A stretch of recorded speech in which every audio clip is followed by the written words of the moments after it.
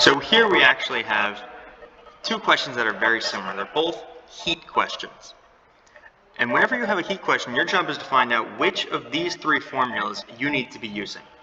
So the first one right here, Q equals mc delta T. That's mass times the specific heat capacity, which we'll get to in a second, times the change in temperature. So to use this one, you're going to have to be talking about a change in temperature. This one is Q, which is heat, is equal to mass times the heat of fusion, right? That's the heat required to melt something. And this one is Q equals mass times heat of vaporization. Heat of vaporization is the heat required to, it's the heat required to boil something, essentially, right? So let's take a look at this first question. Calculate the amount of heat in joules required to completely vaporize 275 grams of liquid water at 100 degrees Celsius at 1 atmospheric pressure. Now, it's always going to be 100 degrees Celsius and 1 atmospheric pressure for water, so you don't need to worry about that part. But what is important here is the fact that it says vaporize. Since we're talking about vaporization, it only makes sense that we have to use the formula that includes the heat of vaporization, the one that includes HV. And if you forget on the test which one is heat of vaporization, which one's heat of fusion, for whatever reason, they tell you on the reference table, right? I took this picture right here from the last page of your reference table. So let's go ahead and use this. We have Q, actually let me do it over here. We have Q equals mass times the heat of fusion, vaporization, excuse me. And we want to find that Q, we want to find heat. Well, they gave us a mass, they told us 275 grams. 275 grams. And we have to multiply that by the heat of vaporization, and they say it's for water.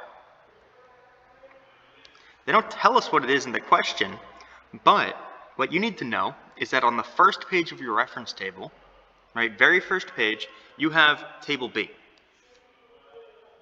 Table B gives you those values of HF, of HV, and of C for each, for water.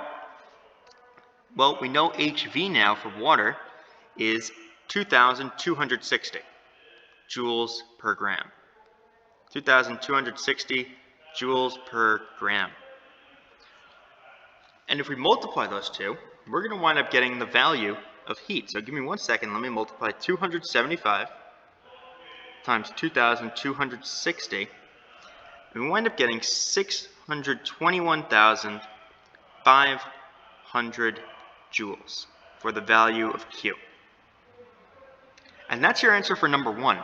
Now let's take a look at number 2. Number 2 is a little bit different. So number 2 says calculate the amount of heat in joules required to increase the temperature of a 90-gram sample of water from 10 to 25 degrees Celsius. Well, now we're talking about changing temperature. We're going from 10 to 25. So whenever we talk about a change in temperature, remember what I said, we use this one right here. Q equals mc delta T. That triangle is delta. And what delta stands for is change in something. So we have change in temperature, delta T. So we have Q, which is heat, is equal to mass times the specific heat capacity times change in temperature.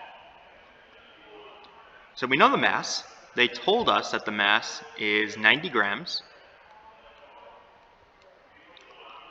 We know the change in temperature from the question is 10 to 25 degrees Celsius. So we changed by 15 degrees Celsius, right? You're writing in the change in temperature. You're not writing in 10, you're not writing in 25. You're writing in how much that temperature changed. 10 to 25 is a change of 15. So C, again, what is C? We know it's water. In the question, they tell us it's water. And we know the value of C for water from our reference table. Right? Table B tells us that for water, specific heat capacity is 4.8 joules times grams, 4.8 joules over grams times Kelvin. It's a hard one to get out. So let's write that in. 4.8 joules over grams times Kelvin. So what do we do now? Well, now we just multiply 90 times 4.18 times 15, and we wind up getting 5,643 joules for the value of Q, for the amount of heat. Remember, Q is measured in joules. It's a type of energy, and all energies are measured in joules for our purposes.